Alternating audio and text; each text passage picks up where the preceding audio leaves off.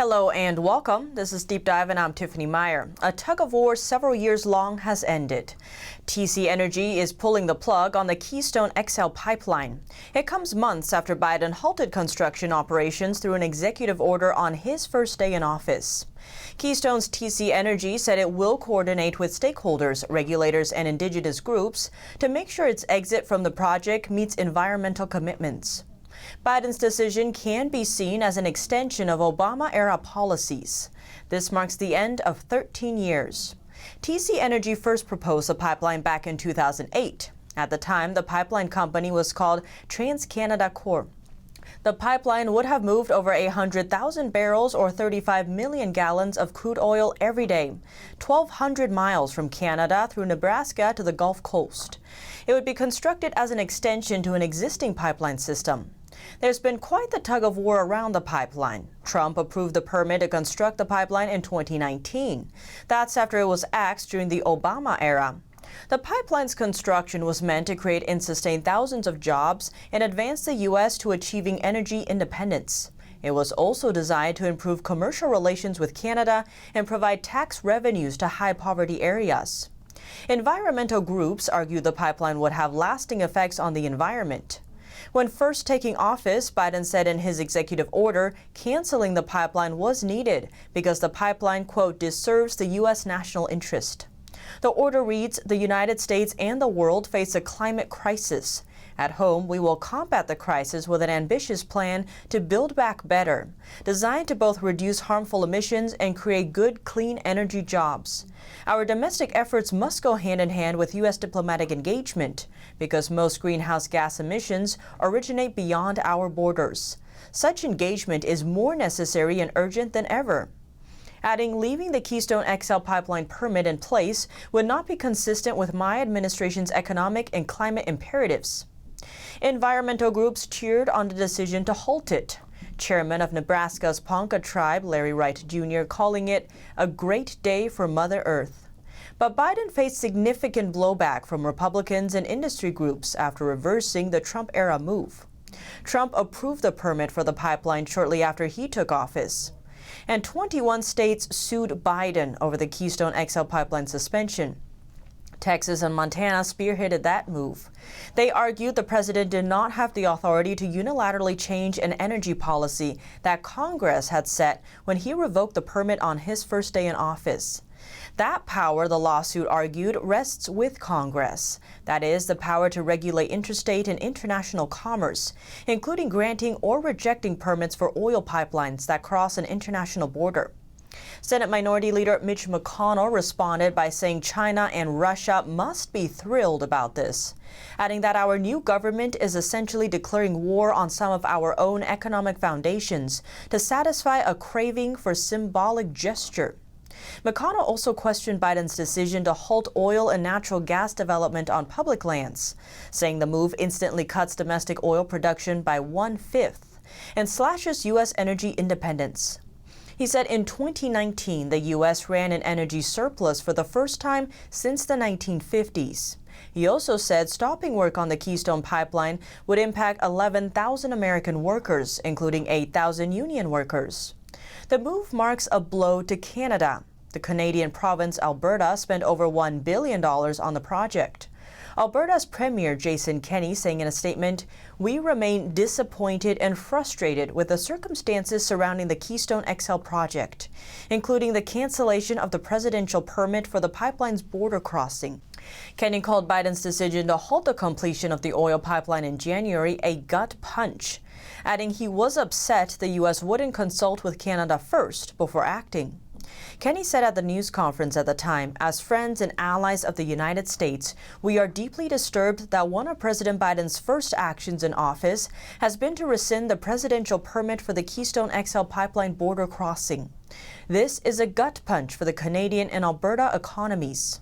He went on to say, "Sadly, it is an insult directed at the United States' most important ally and trading partner on day one of a new administration." Prime Minister Justin Trudeau also expressed disappointment over the decision at the time. Alberta officials have reached an agreement with the company to exit their partnership. Both the company and province will try to recover the Alberta government's $1 billion investment, but they did not say how. Now, speaking of Russia and pipelines, the Biden administration recently lifted sanctions on Russia's Nord Stream 2 pipeline. Germany confirmed the U.S. lifted sanctions regarding the pipeline, including the Russian state-owned company overseeing the project and its CEO. The controversial project allows additional natural gas to flow from Russia to Germany. The German foreign minister was pleased with the decision, calling it a constructive step. Advocates argue it is a key investment for the security of Germany's energy supply, but critics see it as an environmental, geopolitical, and security risk. The U.S. asserts the pipeline will increase Europe's reliance on Russia and that it will endanger the continent's security. That's because Russia has allegedly been interfering in Western democracies, being aggressive in Eastern Europe, and supporting the Syrian president. The Wall Street Journal's editorial board called the lifting of the sanctions Biden's gift to Russian President Vladimir Putin. The board points to a potential hypocrisy, that is, Biden shutting down the American Keystone XL pipeline while greenlighting Russia's Nord Stream. The board wrote, Biden is treating a pipeline that increases Russian influence and income better than one that enhances America's. Former President Trump approved sanctions on any firm that helped the Russian state-owned gas company finish the pipeline. That was in December 2019. But last month, a source told Reuters the State Department's review concluded that the company and its CEO committed sanctionable offenses, but it was in the U.S.'s national interests to waive the sanctions. It's so the U.S. can send a signal to Germany that it is committed to strengthening relations with Germany. Secretary of State Antony Blinken said in a statement, the U.S. will sanction those behind the construction of the Nord Stream 2 pipeline, but will waive sanctions on the company, its CEO, and its corporate officers. The prior sanctions had delayed the project and put its completion at risk. Now the company says the pipeline is 95% complete, with around 75 miles left to go. And staying on Russia, the recent ransomware attacks are believed to originate from Russia. Meat packer JBS USA confirmed it paid the equivalent of $11 million in ransom in a cyber attack that disrupted its North American and Australian operations. The company's U.S. CEO said on Wednesday they made the payment to protect their customers. Last week's Cyberattack led to the suspension of cattle slaughtering at all of JBS's U.S. plants for a day. The company produces nearly a quarter of America's beef, and there were fears that the disruption would threaten food supply chains and further inflate food prices. The attack also disrupted JBS operations in Australia. Ransom software works by encrypting victims' data. Typically, hackers will offer the victim a key in return for cryptocurrency payments. The CEO of JBS USA said this was a very difficult decision to make for our company and for me personally. Adding, however, we felt this decision had to be made to prevent any potential risks for our customers. The FBI said earlier this month it was investigating about 100 different types of ransomware. The cyber attack on JBS followed one last month on Colonial Pipeline, the largest pipeline in the U.S. That attack disrupted fuel delivery for several days in the U.S. Southeast. A Russia-linked hacker group has been blamed for both attacks. And President Biden begins his first overseas trip as president, landing in England Wednesday. Biden gave his first speech at a British airbase northeast of London. He outlined his trip, mentioning the G7 summit, then a NATO ministerial, and finally to meet with Russia's Putin to, quote, let him know what I want him to know. One topic up for discussion is the origin of the coronavirus or CCP virus. The European Commission president is calling for a real investigation, saying we have to know where it did come from to make sure that this will never happen again. And therefore, the investigators need complete access to whatever is necessary to really find the source of this pandemic. Other main topics at the G7 summit will be China and Russia. Biden says the U.S. will take action if Russia engages in harmful activities. Tensions are high between the U.S. and Russia following two high-profile cyber attacks. It is believed the hackers were based out of Russia, although the Russian government hasn't been linked to the attacks. The U.S. and Russia recently sparred diplomatically over Russia's military buildup on the Ukraine border and in the Arctic. And the U.S. accuses Russia of backing hackers that attack U.S. computer infrastructure. And these are just a few of the many disagreements between the two countries. They've recently taken to expelling each other's diplomats.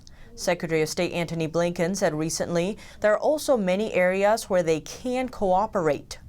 Secretary Blinken met with top Russian diplomat Sergei Lavrov for the first time last month in Iceland. That was the first face-to-face meeting between the country's top diplomats since President Biden took office.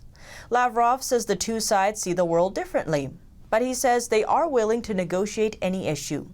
Personal relations between Biden and Russian President Vladimir Putin have been icy, with Biden calling Putin a killer and Putin responding by challenging Biden to a debate. And Biden says NATO needs to modernize for cyber threats. Another question facing NATO is whether to let Ukraine join. One prerequisite is to resolve international disputes, but Ukraine has been in conflict with Russia since 2014, which suggests it won't happen anytime soon. Ukraine's leader spoke with Biden by phone earlier this week. Biden will attend the NATO summit Monday and end his trip with Russian President Vladimir Putin.